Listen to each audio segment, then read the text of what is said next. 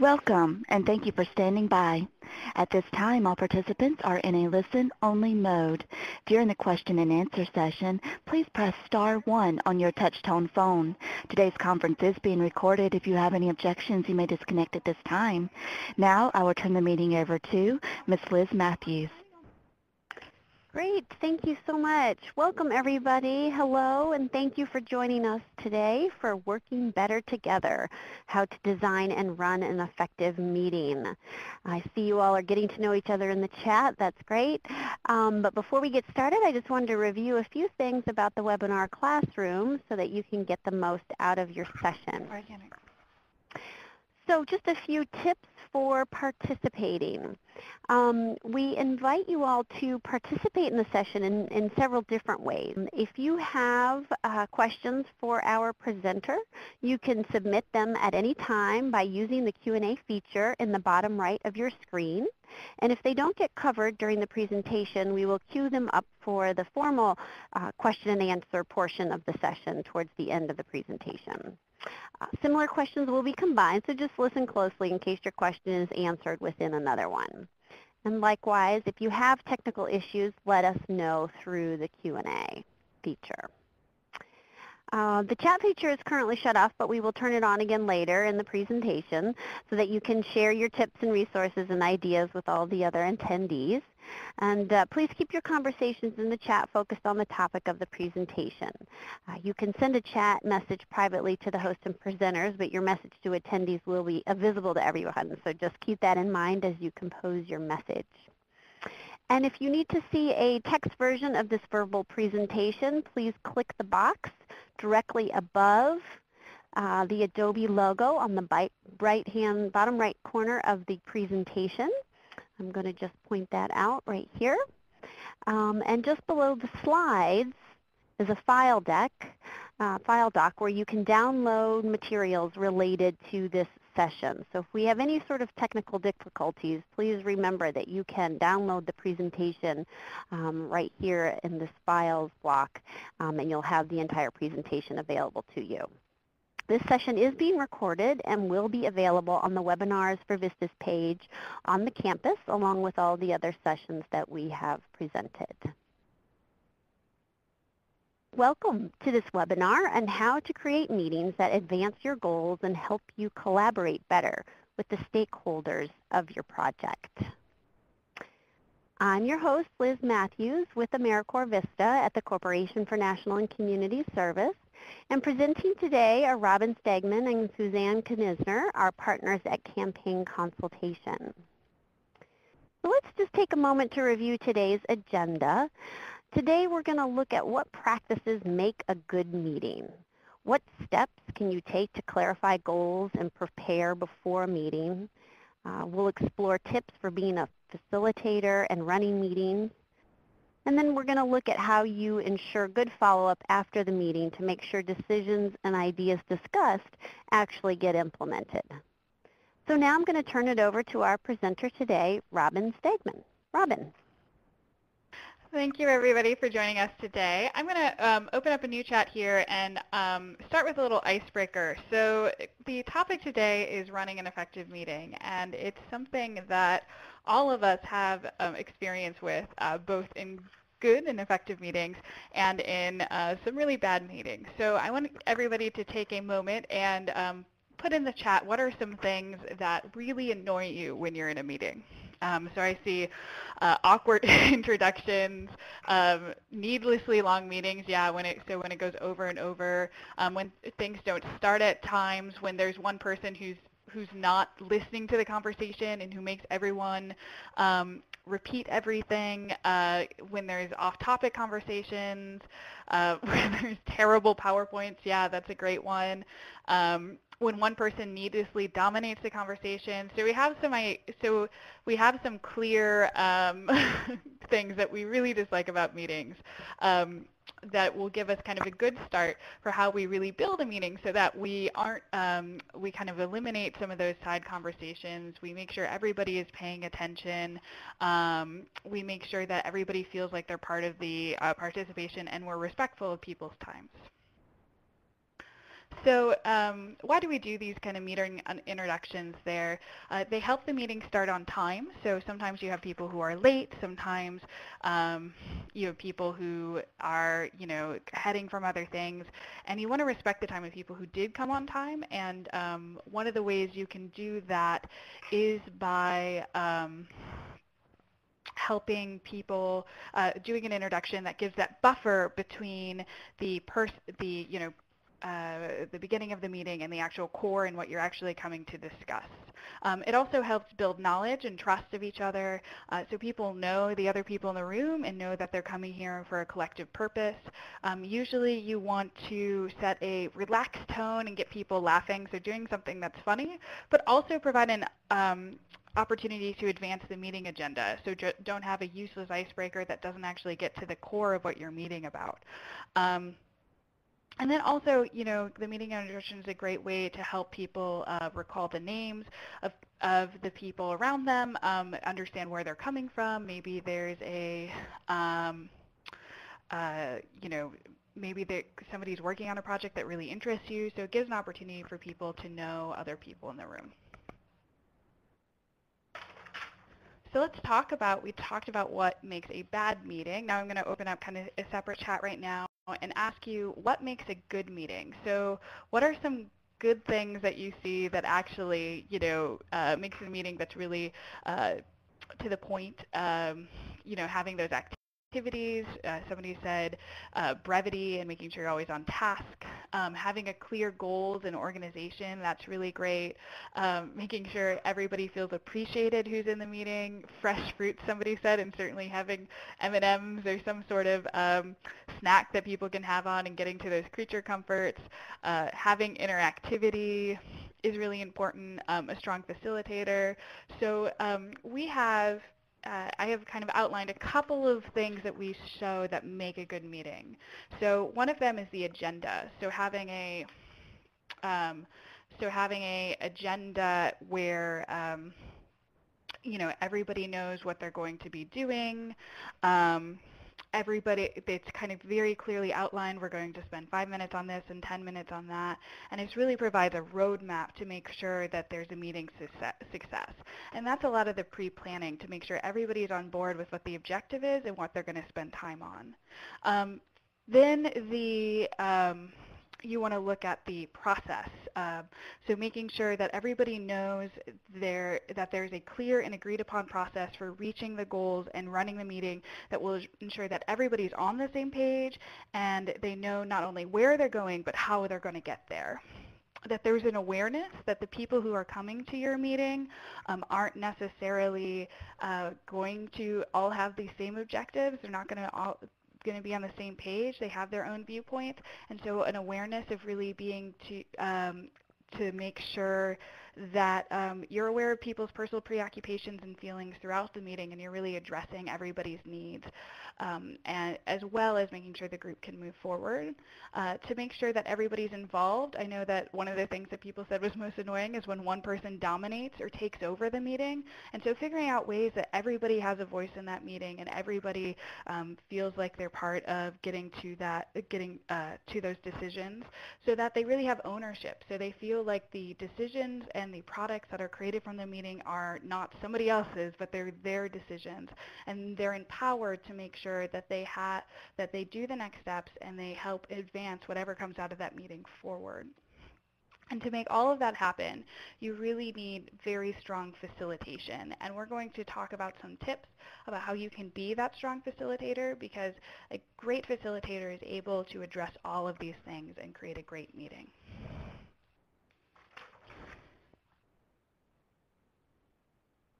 So let's talk about the 3 parts of effective meetings. So you have preparation. So it's really important to make sure that you're creating a reliable roadmap and that you have everything you need in the meeting to make sure that it goes along smoothly. You have the execution, which is how you're actually running the meeting. And again, we'll go over some tips for facilitating a meeting and making sure everyone feels comfortable and heard.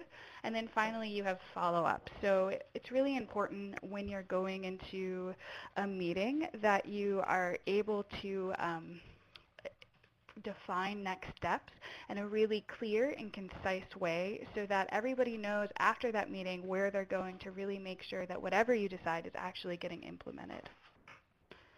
So let's talk a little bit about meeting preparation. So there are a couple of questions you are going to want to ask yourself when preparing for the meeting.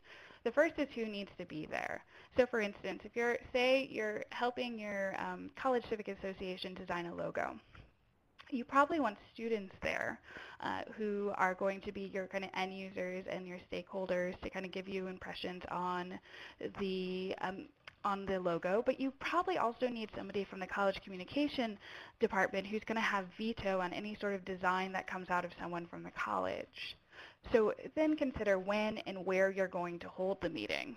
So in this scenario, you're going to simultaneously want to find a time for the meeting that's not during classes, but also probably sometime that's during 9 to 5 during that work day that would allow the staff to be there.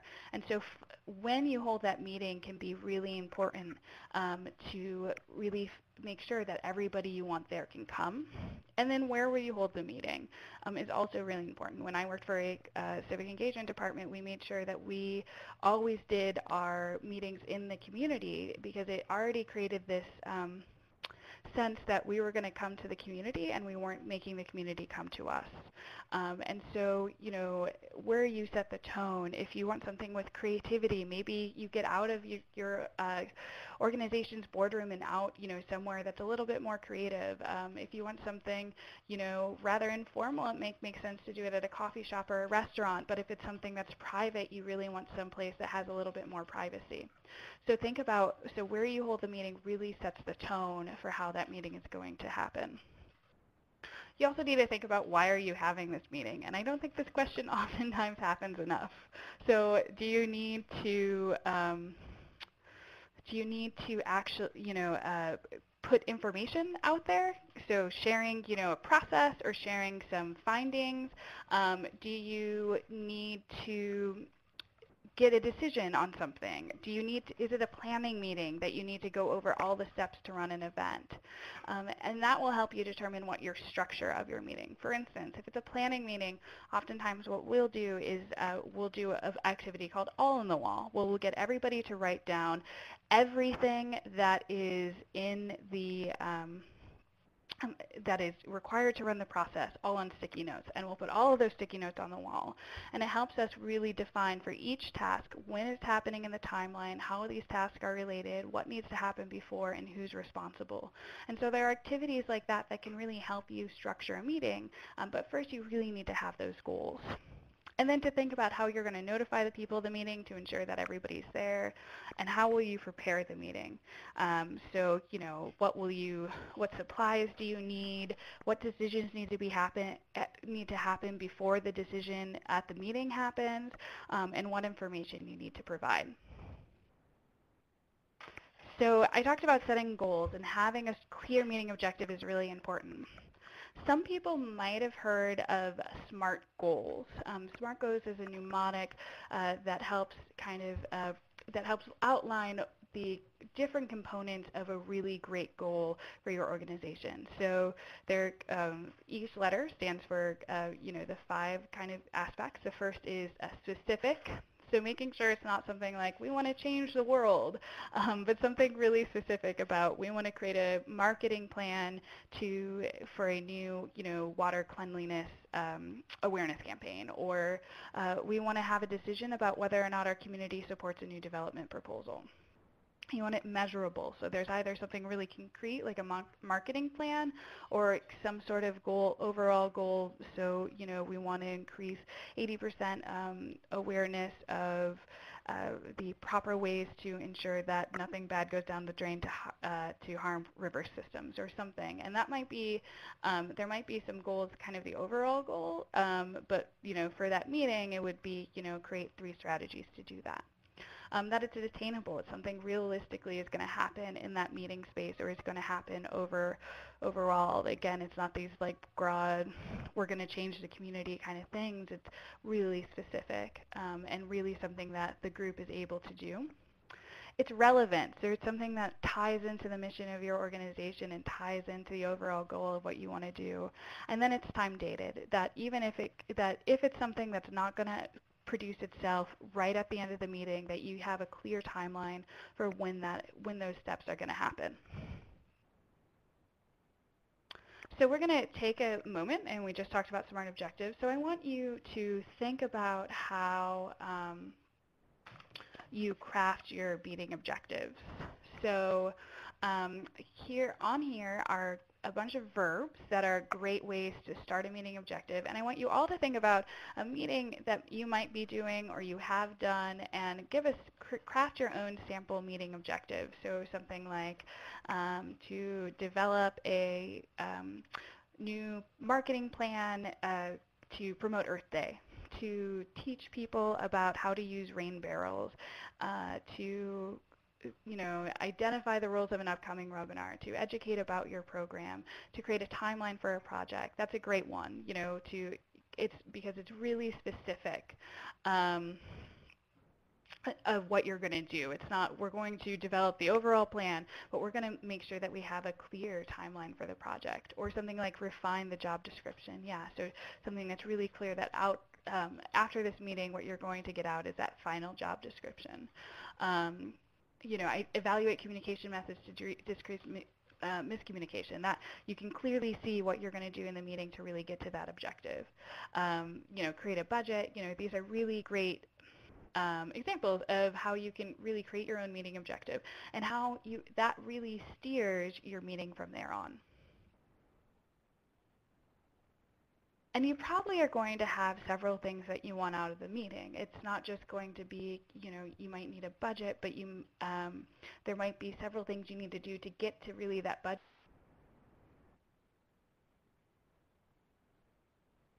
What the program's needs are. And so you want to establish a strategic order for how you're going to address those things. So first, determining what decisions need to be made first. And then I always recommend you start with a really short and easy item that can be a quick win. Something that says we're all on the same page, we can all do this, we can all, we can all move forward. And then you want to tackle the hardest issue next. And sometimes with those hard issues, they become like elephants in the room. And there's sometimes a little bit of a reluctance to really tackle those large issues. But I highly encourage, we are working with a transportation group, and there was a lot of controversy about a new rail system, and they kept avoiding the topic. And what ended up happening is that the people who were in the transportation group weren't really committing to the decisions that were being made to the group, because until they really got a decision about how they felt about the rail line, they weren't sure they wanted to commit to the rest of the decisions the group made. So tackling those hardest issues are really important to make sure that the group is committed to whatever else comes after. If there are several difficult issues, make sure that you put breaks in between so people can refresh. They can, take a break, and you're not constantly hammering, and we've all been in those meetings that just go on too long, and you see people with their heads in their hands who just need, a moment just to kind of breathe. And sometimes it's really great too to get kind of new ideas, and for people to have informal communication with each other that kind of helps on kind of the sidelines, that might help them better communicate as a group. If it's a really big issue, see if you can break it out into several small issues and help people really digest big things. So if we an example of the all in the wall. It's an example of a way to, let's break it down into individual tasks versus let's just, generally talk about what we need to do to get an event done. And then also, as we started the meeting with something short and easy, also finish the meeting with something short and easy, so that the last note of the meeting is something that is one of consensus and one that everybody can kind of feel good about. So to make sure too that you are considering the timing of your meeting, make sure that you're always starting and ending your meeting on time. And if you have to go over, get an agreement on when the meeting will end. Some groups will want to spend an extra half an hour to really get the issue done if everybody's in the room. Some groups will have to have a hard stop and will want to make sure that you set a second meeting. So making sure that everybody's clear in the group on what you're going to do if the time runs over. And to make sure to give yourself a lot of buffer when you're writing out the time for the agenda. So make sure that there are time for people to ask questions and clarifications. I mean, sometimes you might exactly know what's happening and half the room knows exactly what's happening, but you need to make sure that you take that time to make sure all the room spends some time on understanding what's happening and everybody's on the same page moving forward. And then have times for breaks or energizers to really boost people's energy. I've been in really long meetings where the time schedule is really short and people just want to kind of steamroll through, okay, we got to do this, we got to do this, we got to do this. And oftentimes people's brains becomes too fried by the end of, a long day like that to really have the time to have the good conversations and make the decisions that really are going to move that meeting forward. So making sure that you're not cramming so much in that you can really have time to address those creature comforts and address people's needs. So let's talk about meeting execution. I'm going to talk about your role as a facilitator. As a VISTA, I hope you have the opportunity, to really step in and become a facilitator for a meeting. So a facilitator is somebody who accepts the responsibility to help the group move through the agenda and make the decisions that they need to make. They're not the person who makes the decision for the group, but helps them kind of craft the way forward. So you're really kind of a guide. You're the person who's kind of managing the process. You're not necessarily the person who's making the decisions or kind of crafting things, but you're the person who's helping the group get to that place. So it's always good to clarify what that role is, because for different groups, it might be there might be different roles depending on the relationship you have with the organization and the group there. So, make sure that you define, do you have the right to be a participant? Or can you actually help make the decision? Or can you actually help as a person who's helping to, speak and be part of that conversation? Or if your role is just purely to kind of guide the process and to be kind of an impartial observer. Can you ask for clarification if you feel like the group needs clarification, or speak out of turn if you need to assist the meeting getting back on track? Can you make minor calls to amend the agenda to make sure the meeting progresses? And to really make sure that you define what those rights are, so if you come to a point where you need to make those judgment calls or kind of butt in, the group understands that that's your role. So let's talk about how you open a meeting. So you want to make sure that you are helping developing an agenda. And the agenda is really important to kind of go over and to really, again, it's kind of that map that charts your course for what those next couple of hours or hour or half an hour is going to be when you come in. And to go over, again, is there an activity that better is going to suit it to a conversation? Is there something that you need to spend more time on? Putting that and saying, okay, this is everything that we're going to cover. And even sometimes recognizing the things that you're not going to get into that you're going to get into at a later point helps make sure that everybody in the group is focused on the goal of that meeting. Make sure you set up the room. I'm really big about the fact that the room and the way that you come in really sets up the way that people feel about the meeting. So whenever I'm doing a meeting, I come super early so that I have the ability to kind of set the chairs so that it's in a circle or it's in a U shape, that I always bring candy, and people were talking about how fresh fruit or candy can be really helpful to just, come get the to kind of open the meeting and set the tone of the meeting. But sometimes also, to encourage a creative space. I do a project on open innovation to help get people creatively thinking about changes in their community. And when they walk in, there's Play-Doh, there's fuzzballs, there's popsicle sticks, there's markers. So you know immediately as you come in that there are these tools for kind of creatively thinking, and it does set the tone for what the rest of the meeting is going to be like. Introduce yourself or have somebody from the organization to introduce you, to kind of define who you are and what your role is going to be. Make sure always that there's a timekeeper and notes taker before you start the meeting, and clarify with them what their role is. Are they going to silently hand gesture to you when the time is up? Is the note taker going to just record decisions or record how the conversation is going to the decisions? How is that capturing going to happen? And then also to make sure, in addition to reviewing the agenda, that you're helping to create and review ground rules about things like, again, when the meeting is going to end, rules around like who can speak and when we should step forward and step back, so that everybody knows that going in. You also want to make sure that you know everybody's name. This can be just really important to show everybody that you are recognizing everybody's contributions and you know them. Name tags or name badges are helpful if you need that, but just taking a second to clarify to kind of get to know everybody, using breaks to really get to know people. That's a huge part of making sure everybody's comfortable. If you do raised hands, or if you think about if there's some way that people can signal, and especially this is useful in larger meetings, that they want to speak, to make sure that you're keeping a mental note of when people have raised their hands or when people have made those signals, so that you're calling them in order so everybody feels like their questions are going to be answered, and making sure that communication is active so that they are not just sitting there fuming because their opinion isn't heard.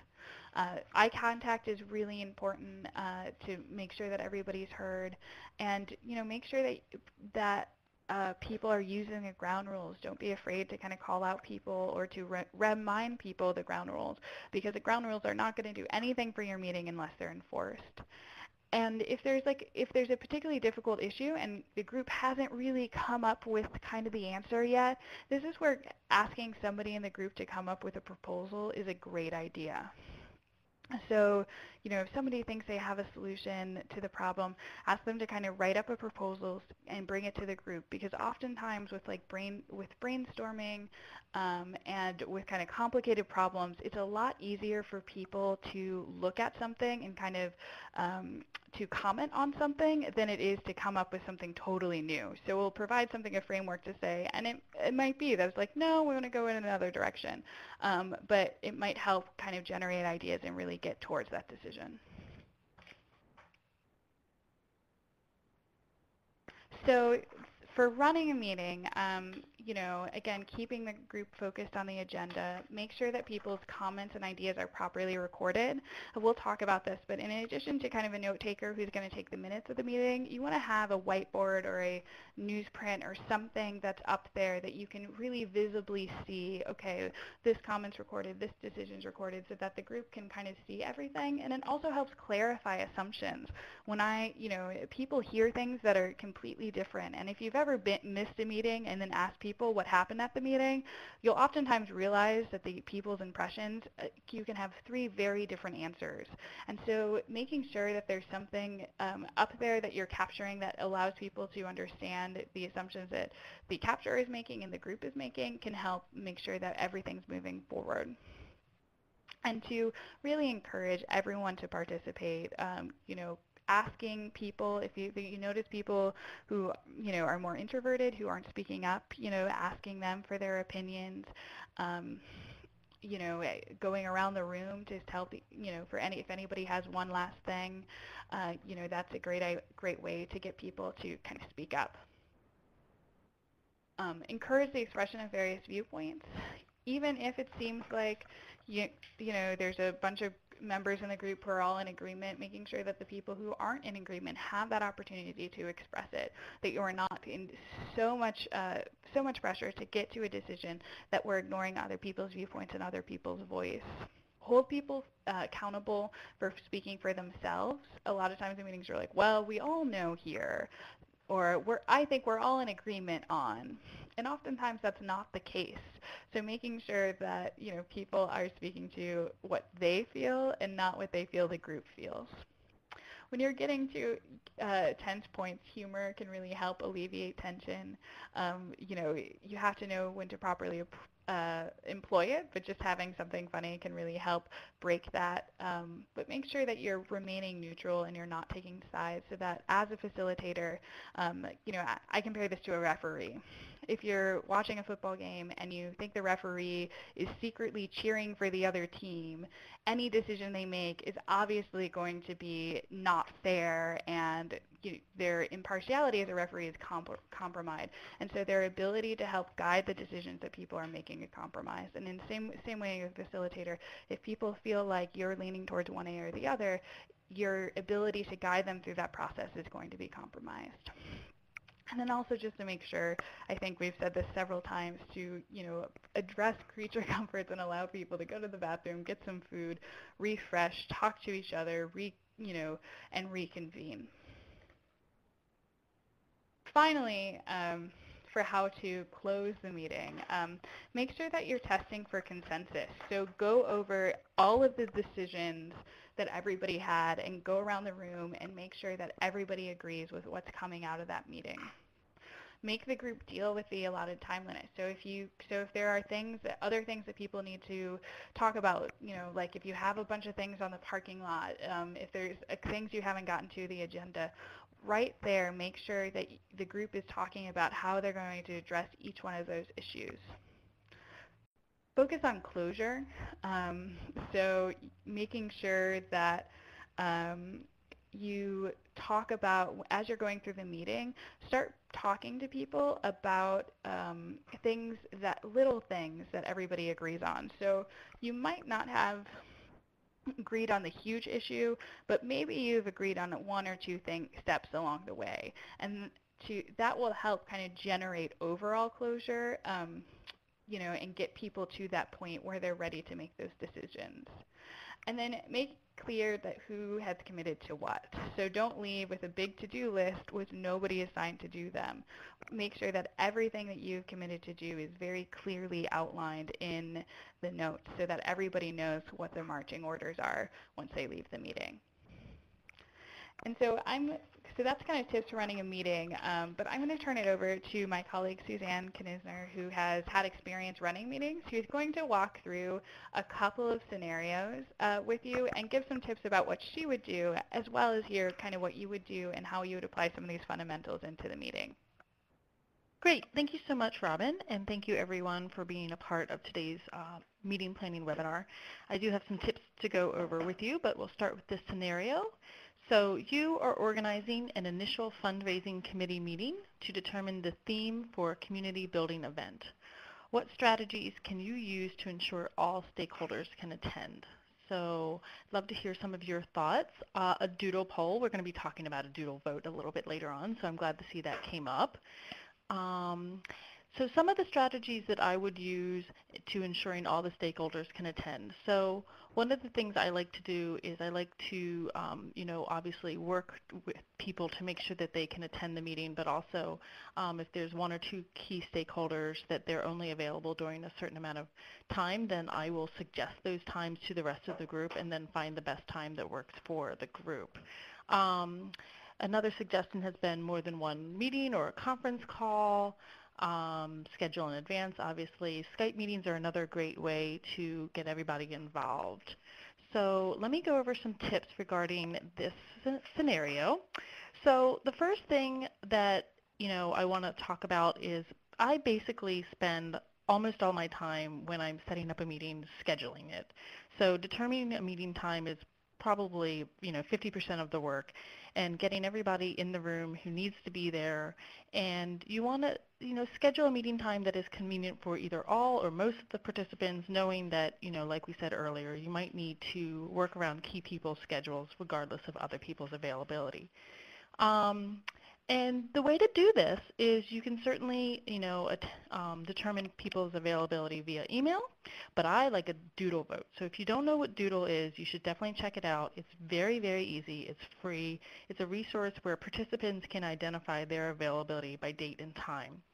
The other thing that I would take into account when determining a meeting time is to consider if there are other meetings that need to happen.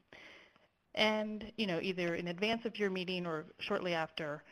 For example, I have a ongoing meeting with my internal team on Tuesday mornings, which specifically happens after my client meeting on Monday afternoon. So that's always good to have the information you need from your stakeholders before you meet with the rest of your team. So some other things that you should think about once a meeting time is determined is you're going to need to send a meeting invite. And this is a great resource for participants, and you can track their attendees. You can also address any conflicts and consider if you need to meet with anyone separately from the meeting.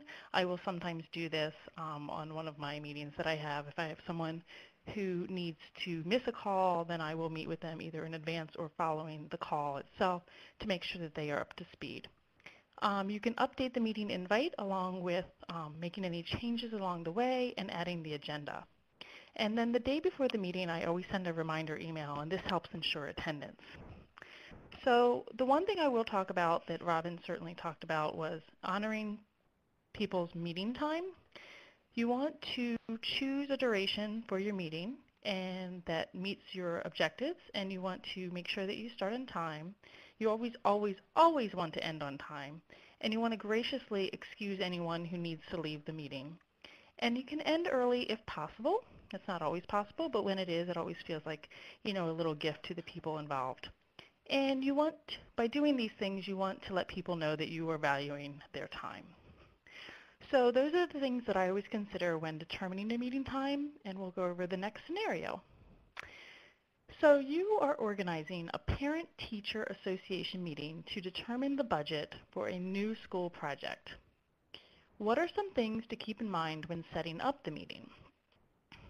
So I see a couple of people submitting their responses. The first one we have is time. That's obviously something to keep in mind when setting up a meeting.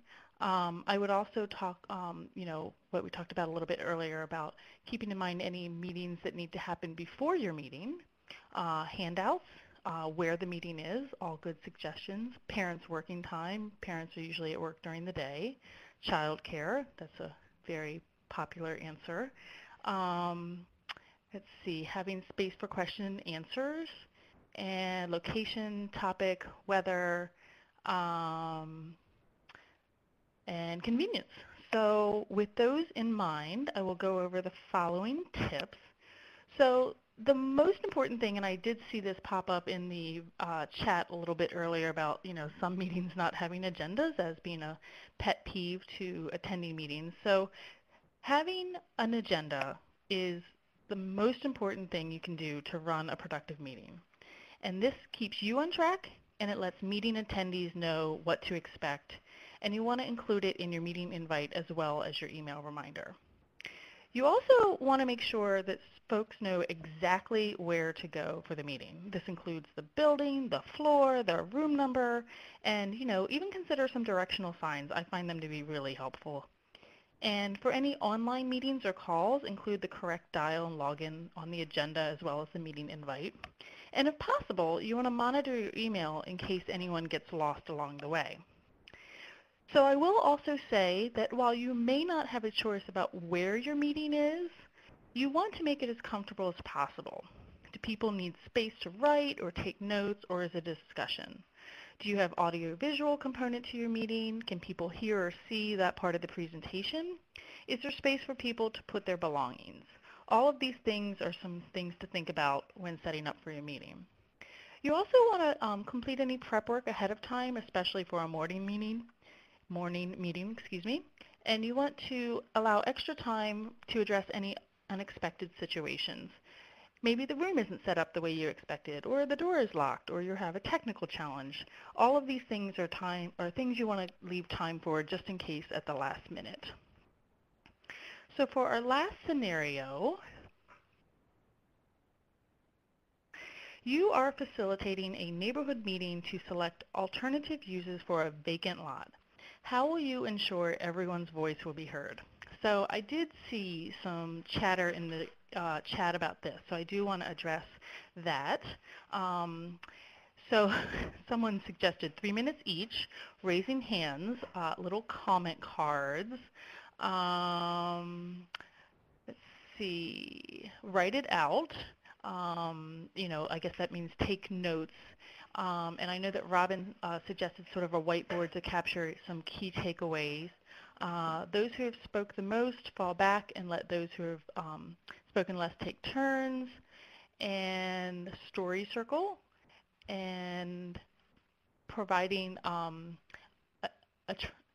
sorry, submitting suggestions beforehand. That's a great idea, particularly if you have a lot of either dynamic individuals who you suggest or suspect will be contributing at a high level, or if you have, some rather quiet people who may not be as outspoken as you would like during your meeting.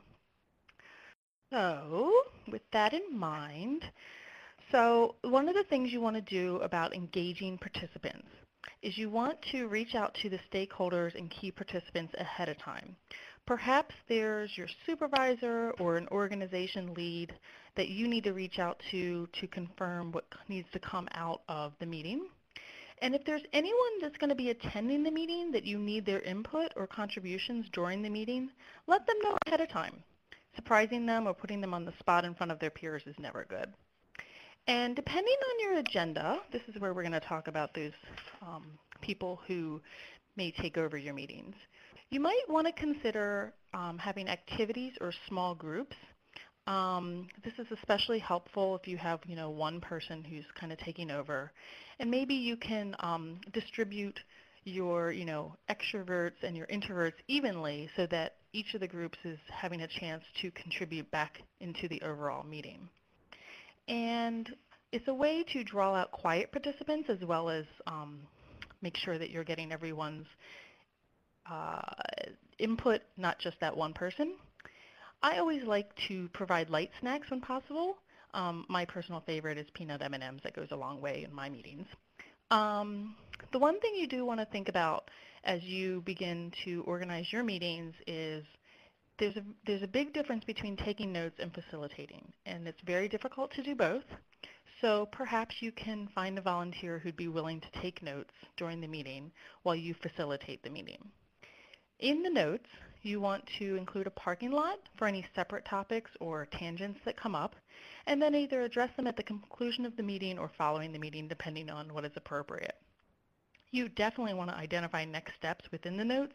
This helps hold people accountable to what they said they were going to do. And you want to compose and proofread and distribute the meeting notes so that everyone has, the meeting contents, even those who weren't able to attend. And you want to include the next meeting date and location and any due dates from the group as well. So I hope these tips are helpful in planning successful meetings. And the one thing I did just want to say really quickly is, do right, do your best, and treat others as you want to be treated. It's the most important thing when planning your meetings. And I'll hand it back to Robin. Oh, thank you, Suzanne. And thank you all for your great tips. I'm going to talk a little bit about what Suzanne said about some of the other roles that you want. So sometimes it's really good if you're having a long meeting to have a co-facilitator. I know sometimes that when I'm running a really long meeting, I'm talking a lot, I'm spending a lot of energy kind of revolving around the room, and by spending about halfway through the day, I'm tired. And so it's really great to have somebody who I can switch off with, who can kind of pitch hit with me, who can, when I'm kind of starting to lag, they can pick up and vice versa. But also just in case there's something else that needs to be done at the room and I can't do that while organizing a conversation, having somebody there with me is really great. Just in case, even if you don't really need them as much during the day. So we talked about capturers, and again, Suzanne really talked a lot about kind of how you capture that. And I always say you need at least two people: one who's kind of privately taking notes, who can record the conversation, who's really creating more of that minutes, and then one who's publicly taking notes, who's able to capture everything in a big way in the front of the room. Having a timekeeper is really important. And then the last bit that I think is really great that we try to have in every meeting is something called a vibes watcher. And what a vibes watcher is they're not, they don't have any role other than just observing the people around them. And so, are people yawning? Are people having side conversations? Do people look pissed? Do people look tired? Are people getting up and kind of pacing the room? They're looking for those signs for the people who maybe are engaged in the meeting, who's not really noticing kind of those big groups, who are able to kind of see, oh, okay, so maybe we need to take a break. Maybe we need to, move on to something else. Maybe we need an energizer. There are a lot of people who are talking about this one agenda item, so maybe we need to address that right now because we can't really go on with the rest of we can't really go on until we address this one issue that seems people are buzzing about. And so having that is really great. And then finally, so after the meeting, how you do a follow-up, and to make sure that you're sending those minutes out to everybody, especially for those people who can't attend so they know what's going on in the meeting, that you're thanking those people who come to the meeting, who have donated their time. And then the biggest is action step tracking. So creating a Google document or a spreadsheet or something that is that you're able, everybody has, that clearly outlines what are the next steps, who's responsible for that next steps, and who's going to, what date they're due. And making sure that you have somebody, maybe it's you, maybe it's not, somebody in that group who part of their responsibility is just tracking and checking back with those action steps, in addition to having people who are actually completing it.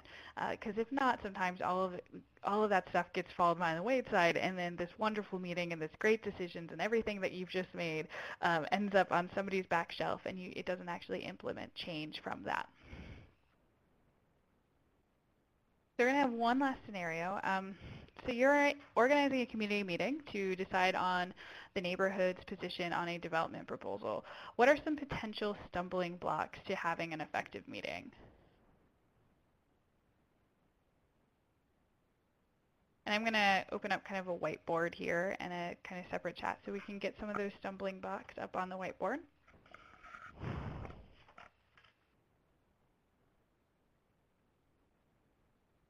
All right, so we have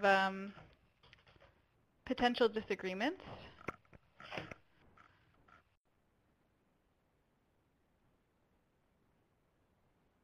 We have a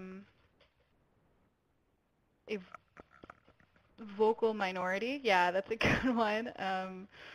We used to have a saying when I worked in the mayor's office of cave people, citizens against virtually everything, and they were the people that would come out to these meetings, that would just be the loudest in the room, but didn't actually represent the rest of the opinions. They just were the ones who were able to, who were, the most adamant about getting their opinions heard. Knowledge, that's a great factor. So people who don't have knowledge of that development. Making sure that people are participating, figuring confusing final decisions, so people don't know what kind of decision is made. Great. So what are some, so now that we have that, what are some strategies or interventions you could use to overcome these stumbling blocks? So how might you help make sure that the vocal minority is not the loudest person in the room?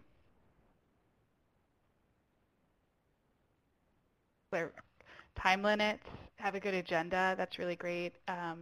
People take turns talking, so making sure that having minute maximums, splitting the vocal minority into small groups, great.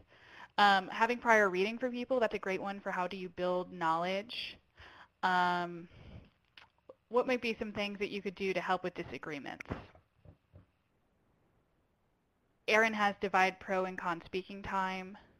Having everyone share, accept everyone, that's great. Use colored flashcards to show agreement. That's a great idea. Have short statements from each side at the beginning. Ask for definition. Yeah, a lot of times, making sure that you ask those questions and give people time to explain their beliefs. Have a wall that everyone can write on. That's a really great one, and it's a great way to kind of, or even having several questions around the room that people can walk around the room and record their thoughts, and then having somebody report out on what the things that are written down there can be a good one to get different ideas on different topics. And then, remind people of ground rules. So there are some really great ideas here for how you really have a meeting. And again, we're going to, all of the kind of the chats today, we're going to share so we can share kind of your wisdom around how to run an effective meeting as well. So we're going to, I wanted to end on one note, which is just a couple of tips. I know a lot of people talked in the chat a little bit about some online strategies and with, just with kind of the digital age we're in, and that a lot of times your collaborators aren't people who are right next door to you. You might need to do some online meetings. And so just a couple of tips of ways to do that. So to use tools, I've done a couple of them here. Google Docs is a great way. I've done meetings where we have a collaborative Google Doc open that everybody can submit their ideas in. So like if we have a brainstorming meeting, we can just open up the Google Doc and people can put those brainstorming meetings in, those brainstorming ideas in. Or we have like an actual Google Doc, public Google Doc that's a parking lot. So throughout the meeting that people can go into that and add a parking lot, which serves a similar to having like a whiteboard or newsprint actually in. Prezi has a great feature, which is Prezi is a tool kind of like PowerPoint, but way cooler because you get to zoom and go around, and it's much prettier and engaging. But Prezi has a great feature that you can actually watch somebody else go through a Prezi. And you can actually live collaborate on a Prezi. So, if you have, we've done kind of this in a gallery walk where we have different circles on a Prezi with different questions, and then people can go in and edit and add text in those kind of bubbles. And then we would go and share that Prezi with everybody and navigate around and report out on what's in those bubbles. Join Me allows you to do screen sharing. So if you don't want to set up a whole webinar, but you want to share a document or share something so people can see your screen, it's a great, easy way to do that. To make sure that you're careful of awkwardness. We've all been on conference calls where there's background noise, where people are talking over each other and like they can't, they don't know those cues. So to make sure that as a facilitator, part of doing a conference call is being a lot more intentional about calling people out and kind of facilitating from speaker to speaker. So saying, I think Liz had a point, or did I hear you, John? Let's hear from Suzanne. And so you have to do a lot more of that kind of pointing at people in order to really be able to kind of facilitate that conversation. To make sure that with whatever you're using that you send an email beforehand to ensure everyone has the technology already set up to join your meeting. So, a lot of times we use all of these new things and then we spend like 10 minutes beforehand making sure everybody can get on and everybody's logged on and can you hear me and can you not. So making sure that if you have people who are really important that they're on the meeting, even making sure that you go over to them and test it beforehand so so that they're able to join on the day of. And to have someone there other than the facilitator who can provide the tech support. So when we do meetings, we always have somebody different there who's the tech, whose role really is to make sure that everything is operating smoothly from a technical point and answering questions about how to set up technology, how to join a technology, so that the person who's doing the facilitation can really focus on the content and moving that meeting forward. And then where you can, consider using Skype or Google Hangout so that you can actually see the faces of people in the room. And I just think it adds a lot more to the presentation or to the meeting. So that's the end of our kind of formal presentation. I'm going to pass it back over to Liz, who's been monitoring your questions in the Q&A and who's going to open it up for our Q&A session. Great, thanks, Robin. There's been so many wonderful tips and comments in the chat, so thanks for everybody. We are, just so you know, going to summarize those, and when you get your email from the follow-up from this call, it will contain the good parts of the chat and hopefully all of those useful tips for everybody. So Kate wants to know, the tip to break up very vocal individuals into small groups was very helpful. Are there any other tips to kindly stop soapbox speeches so others can speak too? So one of the suggestions I would have would speak to what Robin suggested about calling on people, and maybe find a very delicate way of saying, thanks, John. I know you've mentioned that idea. Is there any other ideas that others might have? And maybe keep it like that, or you could call on a specific person if you know they have something they want to contribute. And that way, as a facilitator, you can sort of help bypass some of your more dynamic contributors. I would also add, if you know who that soapbox person is before the meeting. We had one situation where this guy, just expounded on absolutely everything and about how we should design this project. And so we asked him to actually write up a proposal about how he felt like we should, what design principles we should have, and we then asked the rest of the group to review that proposal. And so that way he felt like he got out everything that he needed to say and he needed to add, but then it offered this opportunity for the meeting to be able to kind of review, but also go on to other points. So it's another strategy. And again, if you know who that person is beforehand. That might also address Olivia's question, how should you deal with a person dominating and talking out of turn in a meeting? I have had a meeting recently where a disgruntled partner kept on interrupting and voicing his opinion, and it really took a lot of time to address his concern and calm him down. So what you just suggested was a good idea. Is there anything else that you'd like to add for Olivia? I think, yeah, so what I just suggested, and if you know that disgruntled, making sure that you address it before the meeting. But also, with some of those things, that's where like a parking lot is really important. So sometimes people really want their needs met right there, but to offer those assurances that to whoever that partner is that, hey, let's, maybe what you do is, hey, let's set up a time, right now, and we'll just kind of, you and whoever else needs to, let's just take one moment and we'll set up a time to address that issue that you have. It's a really important issue. And then we can address that then, and let's steer back to the meeting. So so sometimes having that specific time that people can have to address their situation can help them focus this time on what they need in the meeting. That's great. And Asma wants to know, if your supervisor is insisting on weekly team meetings that have no purpose and no benefit and are tedious and time-wasting to sit through, how would you address that scenario? Basically, people who call meetings for the sake of a meeting. I don't like weekly team meetings that are just updates. And but one of the things that I would say is, if sometimes people want those weekly team meetings just so they can have something on the calendar to reflect on, and so it's nice to have that space. But maybe think about how you actually create a goal and objective for that team meeting. So I know one of my favorite examples is a company out in California that actually does a design challenge every team meeting.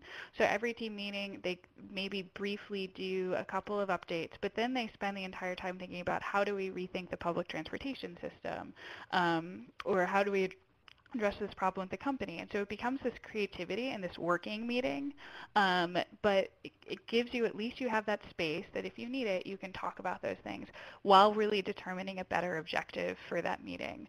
So if you think about, with your supervisor, are there things that you do need her time for, or that you would like her time for? If she's, if she really just needs this, if she wants this kind of assurance that you're progressing and that everything's going well, maybe you could actually use that time for using problem solving. Come to her with something that you're working on and ask her questions. Or maybe you suggest that you read an article ahead of time and you use it as a professional development experience. But if you can't get out of that meeting, then maybe think about how you can transform the objective to being something that's worthwhile. Great. There's also some good suggestions coming in the chat. So I want to just take a minute and ask the operator to provide the instructions in case people want to call in with a question. Sure, thank you. We will now open the question and answer session. If you would like to ask a question via the phone, please press star 1. Please unmute your phone and record your name clearly when prompted. Should you need to withdraw your question, press star 2. Once again, pressing star 1 will cue your line for question. Thank you. All right, we'll give that a minute. Analia was wanting to know what Robert's Rules of Order are. I'm going to send you the link. And the other question is, should we use them? People have different opinions about Robert's Rules of Order. I think that I understand their appeal because it definitely creates those ground rules for you, so everybody understands what the rules are going into it. And if those rules work for your group, then I suggest it. But I wouldn't be afraid of crafting kind of your own rules of order. I think what makes Robert Rules of Order useful for some groups is not necessarily the rules themselves, but actually that there is something that everybody understands universally. I don't think there are a lot of groups that still do that now because we now have kind of developing our own ground rules and that being as part of the process. But it's certainly something that is helpful if you need ideas about how you run an effective meeting. Great, thanks, Robin. Operator, do we have any questions that have come in on the phone? Not at this time. Okay, great. Thanks for letting us know. Here's a question from Nalia. How do I initiate projects and take more part in them? My supervisor seems like she has it all under control.